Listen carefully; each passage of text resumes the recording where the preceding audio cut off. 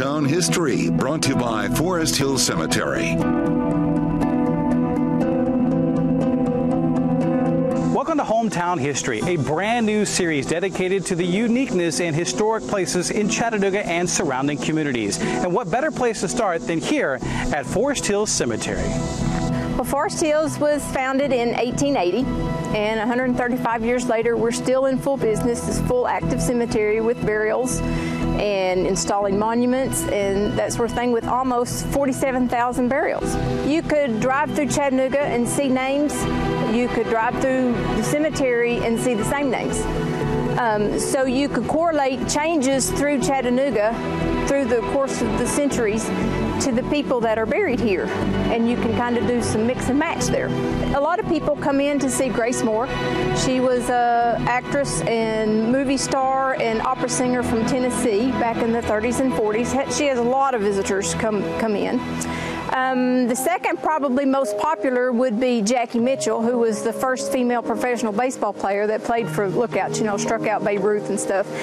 As far as non-family visitors, those two would probably be the most popular that I am aware of. Now, what sets the cemetery aside from maybe others that even started around that same time? We have a lot of unique monuments, and you have to remember that monuments back in that day were hand-carved. We have some that look like tree trunks. We have one that's just a big anvil. We have, you know, very nice mausoleums. Some of them have some really beautiful stained glass in them.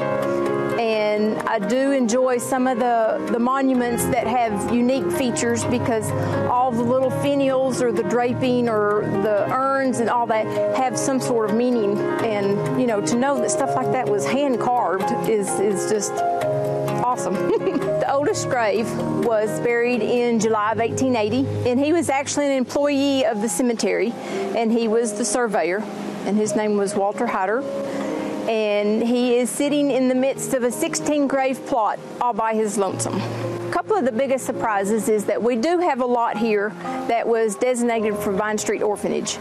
And they are for the Vine Street Orphanage children that passed away. Vine Street Orphanage, of course, now is the Chambliss Shelter.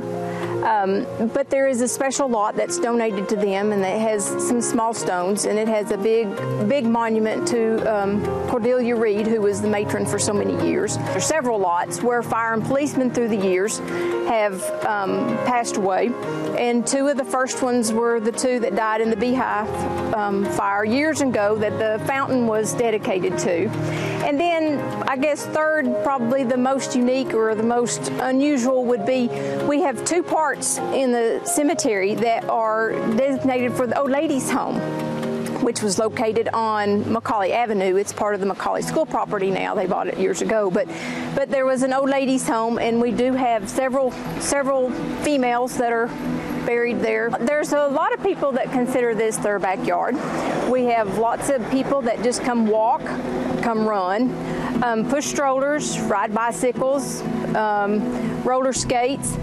But I just walk through and think about how nice it looks, how unique. A lot of cemeteries don't allow the upright monuments anymore, so that makes us unique in that respect. We try to help people as much as we can to direct them to somebody either that they know, family, or maybe it's just a topic that they like. Maybe they just want to go visit some Civil War people.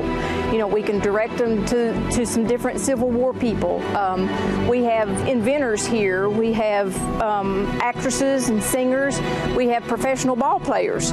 So we have a lot of different topics that we can direct people to see, where they can see people to learn more. And that is the Forest Hill Cemetery, located on Tennessee Avenue here in Chattanooga, 423-821-4161, or foresthillcemetery.net.